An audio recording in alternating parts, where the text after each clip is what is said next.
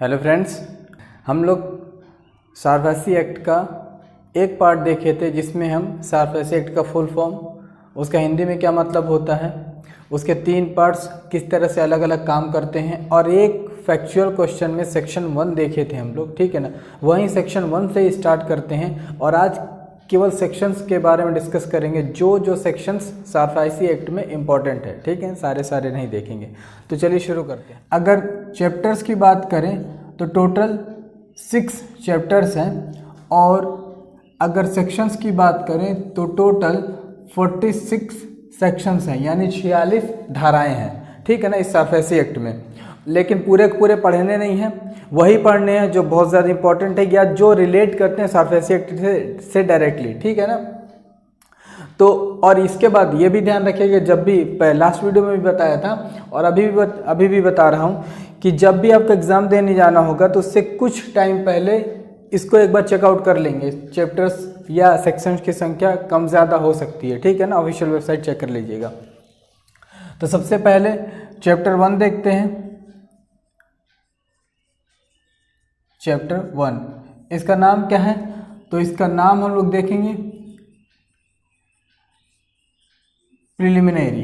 ठीक है ना, प्राइमरी या प्राथमिक इस चीज़ों की बात करता है। इसमें सबसे पहले सेक्शन 1 की बात करते हैं। सेक्शन 1, ठीक है ना, सेक्शन 1 क्या बोलता है? तो सेक्शन 1 बात करता है तीन चीज़ों के बारे में एक साथ।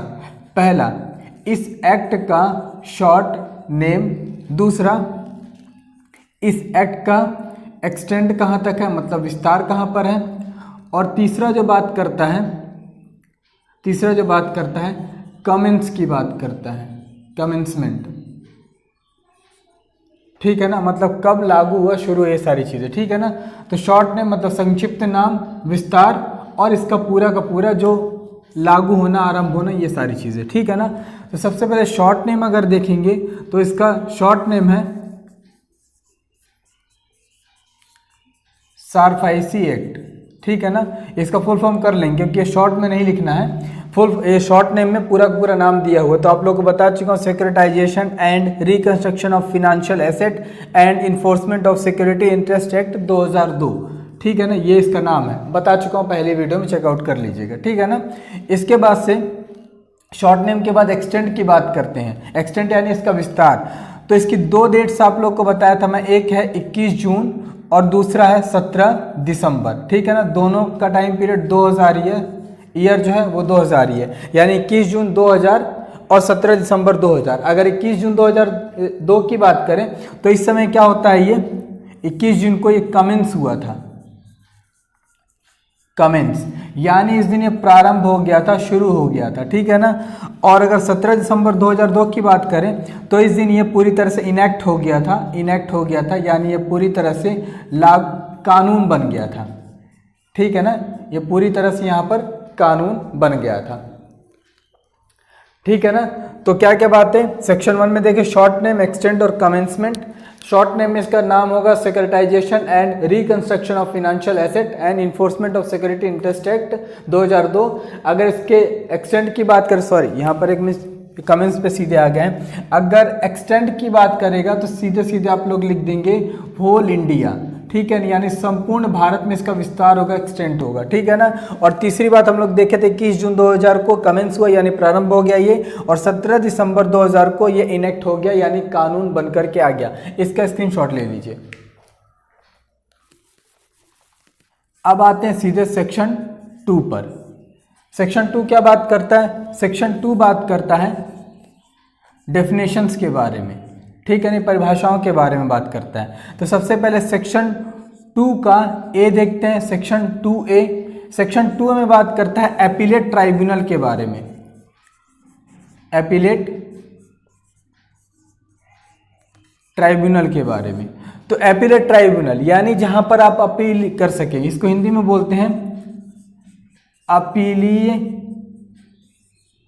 प्राधिकरण।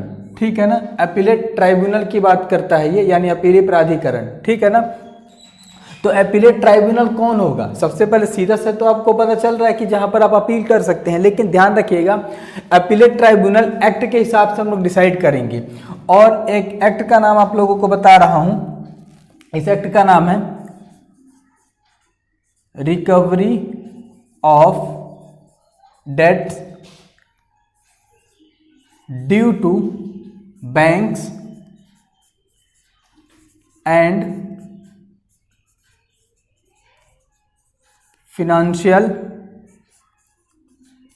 इंस्टीट्यूशन एक्ट 1993 का सेक्शन 8 और सब सेक्शन 1, यानी सिंपल सा 1993 का जो एक्ट है उसका 8 का 1, ठीक है ना, 8 का 1, यानी क्या बताया मैं, अपीलेट ट्राइब्यूनल अगर जानना है अपीली प्राधिकरण क्या होता है, अपीली प्राधिकरण क्या होता है, तो आप लोगों को ये एक्ट चेकआउट करना पड़ेगा, recovery of debts due to banks and financial institutions act 1993, ठीक है ना, इसको आप लोग को चेकआउट करना पड़ेगा। यहाँ एस है, ठीक है ना, यहाँ पर भी ऐसे, यानी प्लूरल के बारे में बात कर रहा। तो recovery of debts due to banks and financial institutions act 1993 का सेक्शन 8 सब सेक्शन 1 जब चेकआउट करेंगे तो उसमें पता चलेगा अपीलेट ट्राइब्यूनल क्या होता है। जब हम पूरा सारफेसी एक्ट का कंसेप्ट देखेंगे तो इसमें पूरी की पूरी बातें डिटेल में देख लेंगे, ठीक है ना। इसका स्क्रीनशॉट ले लीजिए, ये डेफिनेशन ही है, सेक्शन 2 में ही देख रहे हैं, पूरी डेफिनेशन के बारे में बात हो रही है। तो 2A देख चुके हैं, यानी अभी हम लोग 2A पूरा का पूरा देख लिए। अब देखना है सेक्शन 2B, ठीक है। सेक्शन 2B क्या बात करता है, तो सेक्शन 2 बात करता है असेट रिकंस्ट्रक्शंस के बारे में, ठीक है ना। असेट रिकंस्ट्रक्शन मतलब किस तरह से वित्तीय अस्थियों का पुनर्रचना या पुनर्निर्माण होगा, इसका हिंदी होता है वित्तीय अस्थियों का पुनर्रचना, ठीक है ना। तो इसका एक कैसे प्रोसेस होगा या किस तरह से किया जाएगा वो बात करता है सेक्शन 2B, ठीक है ना। इसके बाद से सीधे चले आइए 2BA, ठीक है ना। Section 2 clause B sub clause A, ठीक है ना।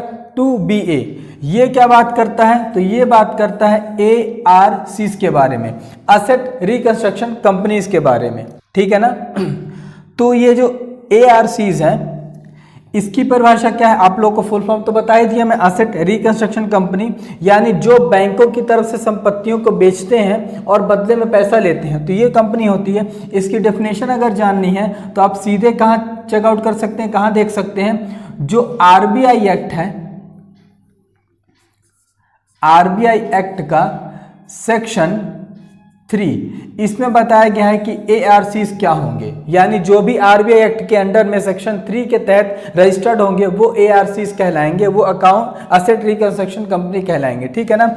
इसके बाद से यहीं पर देख लीजिए सेक्शन 2C, सेक्शन 2C बात करता है बैंक्स के बारे में, स्क्रीनशॉट ले लीजिए इसका, ठीक। तो 2C तक देख लिए, ठीक है ना। अब देखते हैं section 2D, chapter 1 section 2D।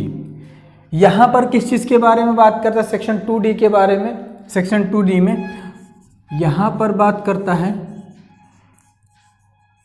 Banking company के बारे में, ठीक है ना। बैंकिंग कंपनी, बैंक की बात नहीं, बैंक तो बैंकिंग वाले कार्य करते ही हैं, लेकिन कुछ और संस्थाएं होती हैं, इंस्टीट्यूशंस होते हैं जिनको बैंकिंग कार्य करने की अथॉरिटी होती है, बैंक वाले काम करने की अथॉरिटी होती है, तो उनको बोलते हैं बैंकिंग कंपनी, ठीक है ना। तो बैंकिंग कंपनी कौन होगी,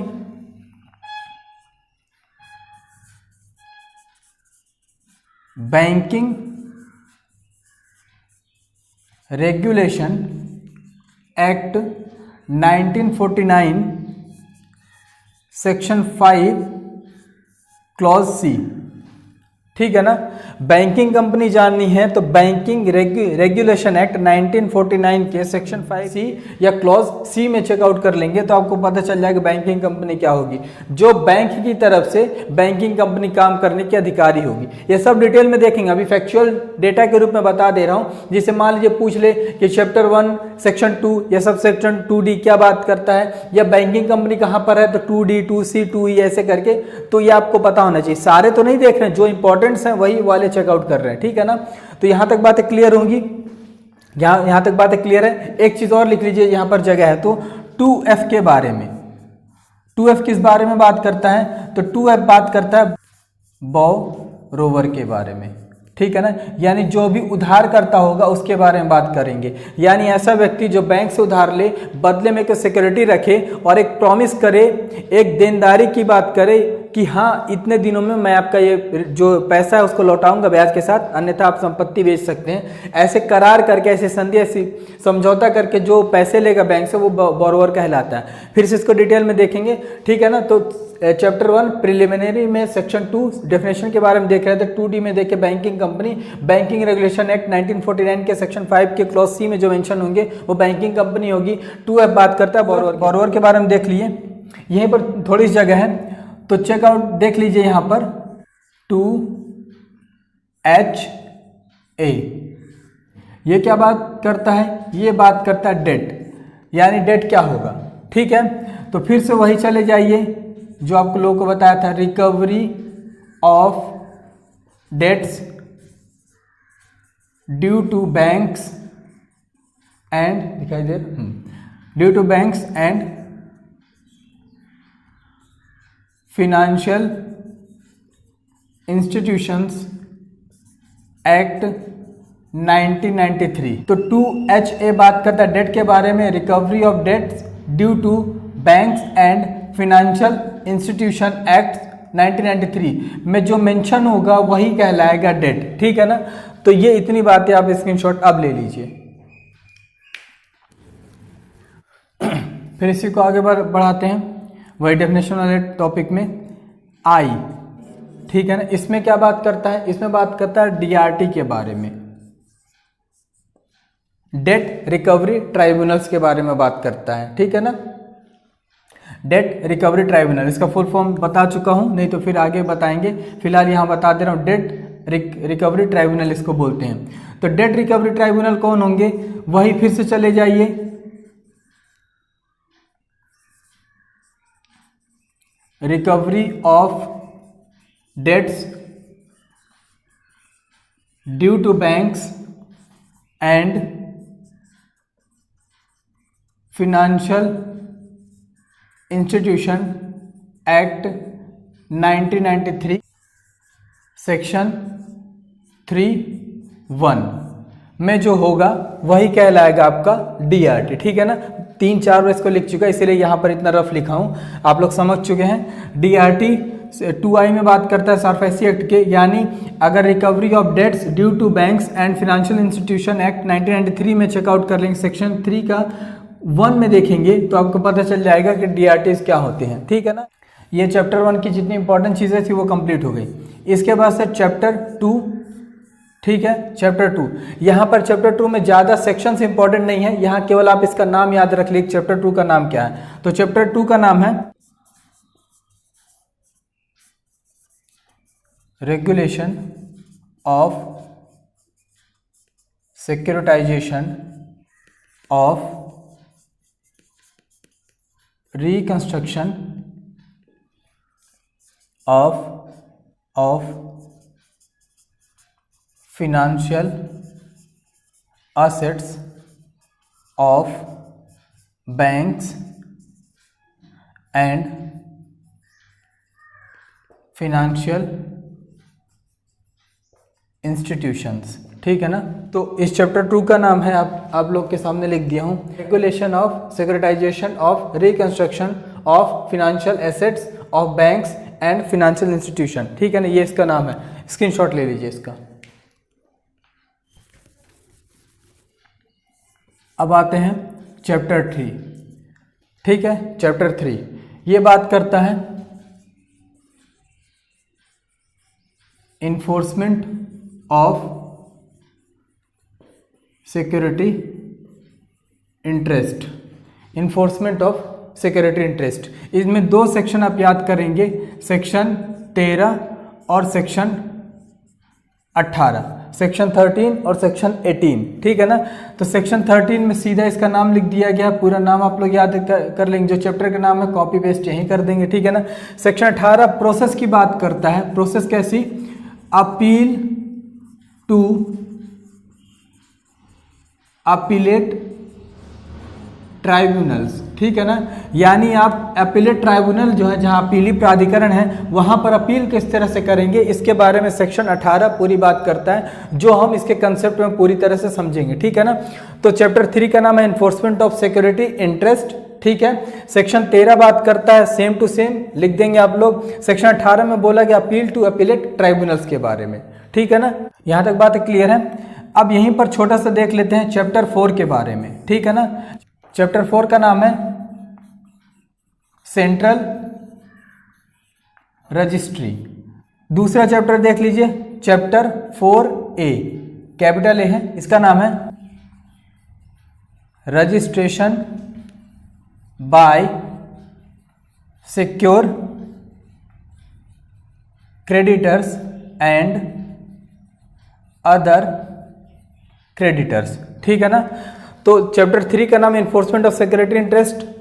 सेक्शन 13 में सेम बातें लिख देंगे। सेक्शन 18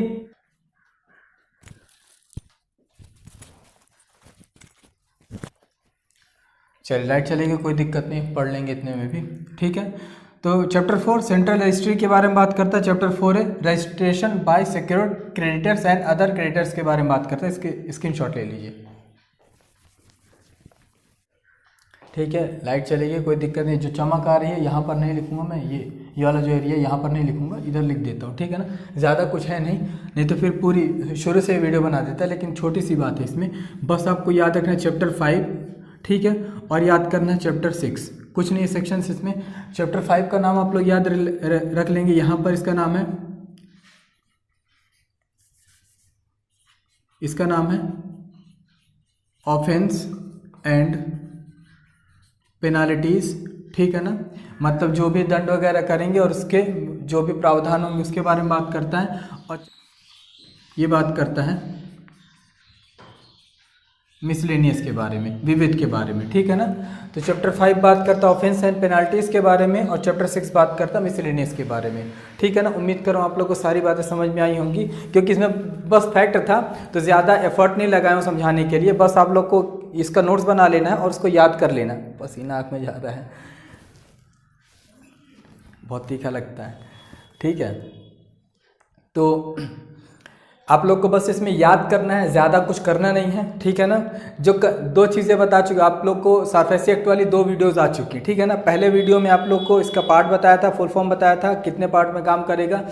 ये दूसरी वीडियो में पूरा जो फैक्ट था वो बता दिए, कौन कौन से सेक्शंस होंगे, पहले सेक्शंस में क्या होगा, ठीक है, बोरोवर किस में होंगे। इसको पूरा याद कर लीजिएगा, जो इंपॉर्टेंट था वो बता दी, क्योंकि सरफेसी एक्ट में इन सब का नाम आएगा, तो कम से कम इतना पता होना चाहिए कौन से सेक्शंस में। पूरा तो याद भी नहीं करना है, ठीक है ना। और जो अगली वीडियो आएगी से जो थर्ड पार्ट इसका आएगा, उसमें पूरा प्रोसेस देखेंगे कि किस तरह से सरफेसी एक्ट शुरुआत करता है और पूरा बेचने तक का काम किस तरह से करता है ये, ठीक है ना। तो याद करिएगा, उम्मीद है पूरी बातें समझ में आई होंगी। Thanks a lot, bye, take care, खुश रहिए, सपोर्ट करते रहना, ठीक है ना। चलो बाय, टेक केयर, खुश रहना।